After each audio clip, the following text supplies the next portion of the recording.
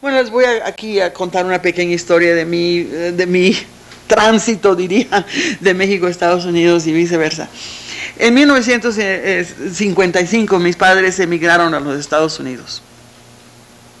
Y al yo cruzar la frontera, la oficial, siempre me refiero a la frontera como la oficial, porque no todos vivimos la frontera oficial, la tenemos que sufrirla, pero a veces no la pensamos de esa manera, ¿no?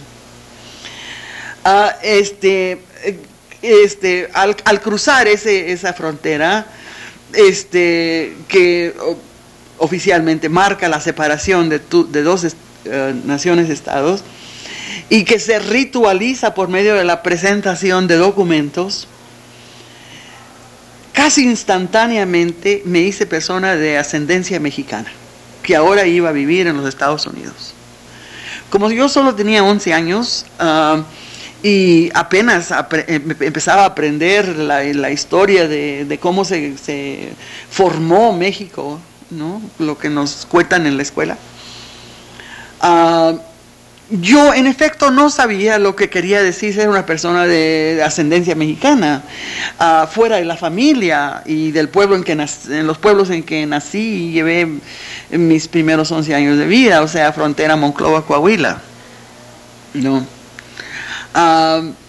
No obstante, antes de cruzar esa frontera hacia los Estados Unidos, yo ya había aprendido que yo era una güera. Y lo había aprendido no solo de la familia,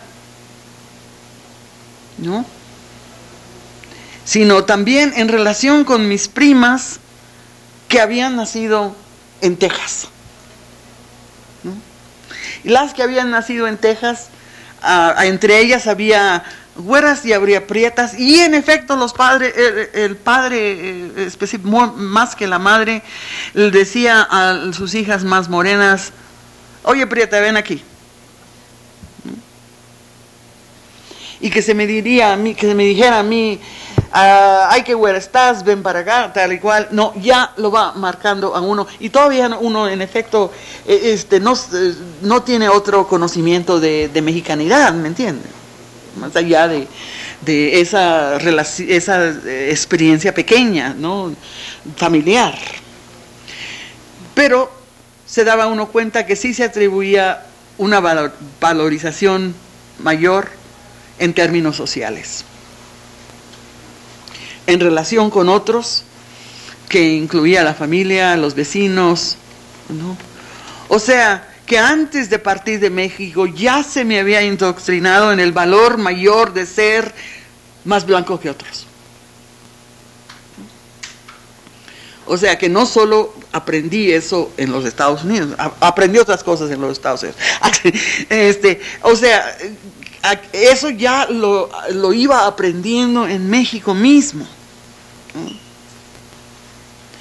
En Chicago y el Medio Oeste, donde yo pasé mucho tiempo de mi vida, también me fui reconociendo como persona de ascendencia mexicana.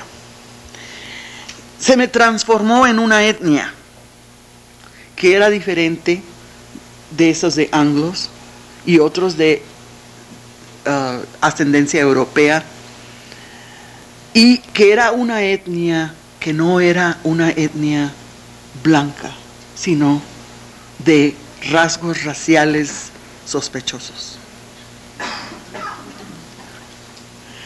Porque a primera vista no se daban cuenta hasta que les decía mi nombre. Entonces la pregunta es, ¿de dónde viene ese nombre? ¿Qué es ese nombre?, ¿no? O sea que yo había nacido a un pueblo que era percibido como no blanco, en el cual aún inmigrantes europeos, que hubo muchos después de la Segunda Guerra Mundial, estos mismos inmigrantes, diría yo como Arnold Schwarzenegger, el gobernador de California, una vez que se daban cuenta que yo era de ascendencia mexicana, hubo una situación en donde me prohibieron jugar con sus hijos. un shock tremendo para mí, en el sentido de que uno no va formada con una conciencia y reconocimiento de estos hechos, sino que se va dando cuenta de ellos así que los experimenta, ¿no? Entonces, ser expulsada de la casa de inmigrantes alemanes austriacos, cuando descubrieron que yo era de ascendencia mexicana, al preguntarle a la hija, es una manera bastante fuerte de reconocer la diferencia, ¿no? Una diferencia que no se borra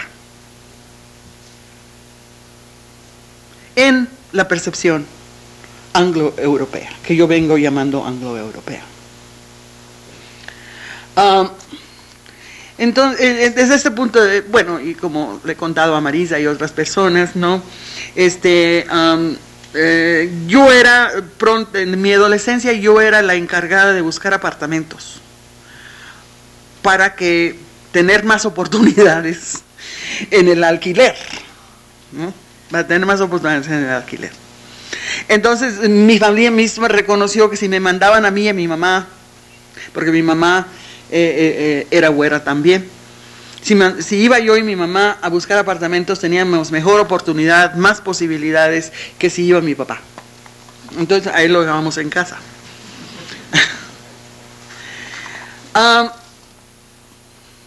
Así me fue convirtiendo en mexicana en los ojos de otros, ¿no? Durante la adolescencia, lo que quiere decir que si una niña le enseñan a distinguirse de otros por medio de su color, esa misma niña, o sea, yo y otras tal vez como yo, aprenden que lo que es ser mexicano en los ojos de anglos, que es diferente de lo que puede ser mexicano en los ojos sociales, digamos, de mexicanos mismos. Así, a mi parecer, irónicamente, yo había nacido en México, pero me hice mexicana en Estados Unidos.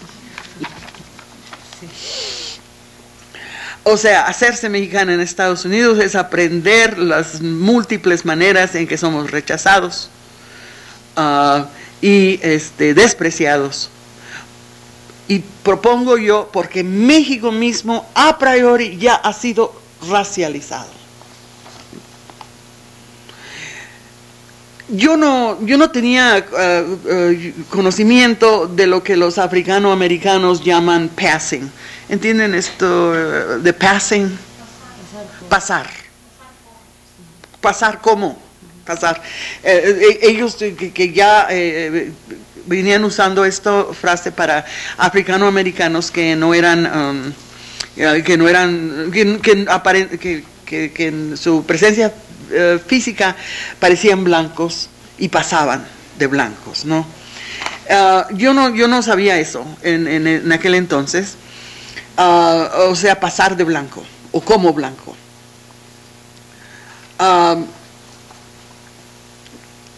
Y no me di cuenta de que en efecto por muchos años lo que me estaba sucediendo a mí en estas experiencias que llevaba es que yo sin saberlo aparentaba pasar, ¿me entienden?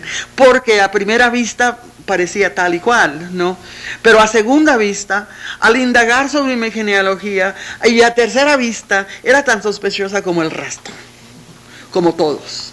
Pero hay una diferencia que se tiene que marcar aquí, a primera vista. ¿Qué es lo que sucede a primera vista? Yo le estoy contando lo que sucede a segunda y a segunda vista, un segundo vistazo a esta cosa.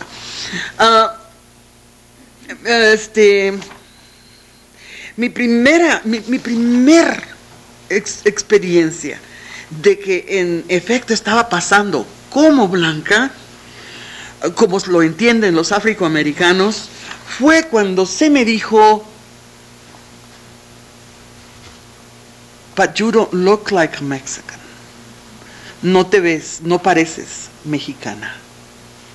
La cosa de que si yo parecía o no parecía mexicana, no se me había ocurrido a mí, personalmente. O sea, que no necesariamente se le ocurre a uno cómo es visto por otros, ¿no? Digo, yo sabía que en mi familia y entre mis primas yo era la güera y unas de ellas u otras eran prietas, eso sí, pero no la idea de que no pareces mexicana, vista desde un punto de vista anglo. Pero con el tiempo aprendí que mi padre parecía mexicano y que era un objeto que detenido por la policía más a menudo que otros. Y lo que hoy día sucede en Estados Unidos y que se va del nombre race profiling. No sé si eso ha llegado a traducirse por acá. O sea que te ven un perfil de una raza no blanca y eres sujeto a más interrogación, detención, etcétera. Y en efecto esto es lo que al surgir esta gran, tremenda hostigación de migrantes en los últimos años, nos afecta a todos, documentos o no documentos, ¿no? Bueno, si sacas documentos, pues por lo pronto te dejan ir. Pero eso de detenerte, de pararte, de hostigarte, ¿no? Mi madre no parecía mexicana y a ella no la detenían tanto ni la veían con tanta sospecha hasta que hablaba español. Entonces, si mi madre no hablaba español en público, ¿no? Entonces pues pasaba también, ¿no? Entonces aprendí que el color de la piel era una especie de marca del origen nacional llamado mexicano, que se vuelve en una etnia llamada mexicana, y que el idioma español es un idioma sospechoso y racializado. Y yo creo que que el idioma español ha sido racializado en los Estados Unidos ya, independiente del color de la piel, durante todos estos tiempos, donde nuestra presencia tan numerosa es tan temida en Estados Unidos. Bien, a ver, que no puedo... una proposición que les quiero hacer aquí. En Estados Unidos, en la historia norteamericana,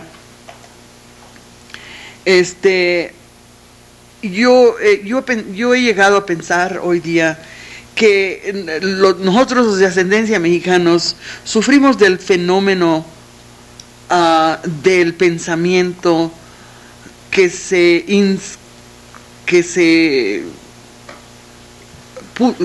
hizo ley en Estados Unidos, de One Drop Rule. No sé si algunos de ustedes conozcan que en los Estados Unidos a final del siglo XIX se hizo oficial bajo ley que todos los que tuvieran cualquier rasgo africano, y que se le viene llamando una gota, la regla de una gota, era definido como negro. Esto no vino quitándose del registro oficial de derecho, de las leyes, hasta el movimiento de derechos civiles, ¿no? Entonces, toda persona que tenía mínimo una gota africana era negro, definido como negro. Y por otro lado, también la definición legal oficial de los indígenas norteamericanos, que viene llamándose blood quantum, o sea, la cantidad de sangre para definirse como indígena, ¿no? Entonces, en Estados Unidos hay un proceso donde se tiene que calcular el porcentaje indígena por medio de la genealogía, y cuál 16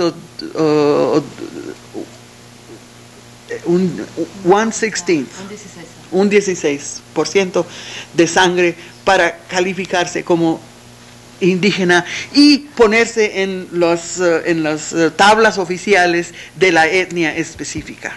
¿Okay?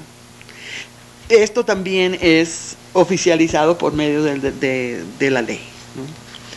Entonces, aquí surge una cosa muy interesante, que los migrantes y chicanos que reclaman un antecedente indígena y que a la manera en que se puede en la pérdida de culturas, pero a la misma vez en los fragmentos que quedan y las prácticas indígenas que se puedan ejercer en Estados Unidos, que hay una gran tensión entre los que yo llamo anglo-indígenas y México-indígenas, ¿no? Hay una gran tensión ahí, ¿no? Porque porque los indígenas, los que vengo llamando anglo-indígenas, en efecto piensan que toda esa ocupación del suroeste norteamericano fue una ocupación, ¿no? Por medio de mexicanos. Las tensiones se multiplican, ¿no? Pero a base de, fíjense ustedes, de este sentido de pureza o no pureza de sangre, donde ha llegado a calcularse de tal manera para hacerse oficial y que se ha inscrito en la ley, ¿no? Como dije, en el caso de los afroamericanos, esa caracterización, definición ya se ha borrado desde el punto de vista del derecho. No obstante, propongo yo que todo esto opera en esas oscuras economías de lo que es y no es una pureza de sangre, que por otro lado no tiene vigencia científica para nada, ¿no? O sea que es una perspectiva sociocultural y no biológica, ¿no? O sea, digamos, lo que vengo diciendo son unas oscuras economías socioculturales que determinan que vienen determinando estos prejuicios. Bueno, hay mucho que decir, solo concluir un poquito aquí. Este conocimiento del racismo y el sexismo se logra a base de las prácticas y experiencias diarias que experimentamos, las cuales por medio de nuestra reflexión podemos elaborar en una crítica política. Y precisamente propongo yo, sugiero yo, es una de las cosas que las chicanas críticas teoristas han venido haciendo, y que el testimonio, porque lo que usé hoy como narrativas fue el testimonio de la experiencia, ¿no? El testimonio, la formación del sujeto contingente y su historia son muy importantes para elaborar todo esto, más allá de la experiencia diaria. Y yo sugiero que en cuanto se trata de la narrativa, ya digamos novela, teatro, etcétera, que tomando esta perspectiva en cuenta, más allá de un punto esteticista, puede llevar a una crítica diferente de la producción literaria que ya lleva consigo la representación de estas estructuras y estas patrones socioculturales que conlleva el racismo. Y solo para concluir, repito otra vez, el tiempo genital racializado también es un tiempo histórico y político.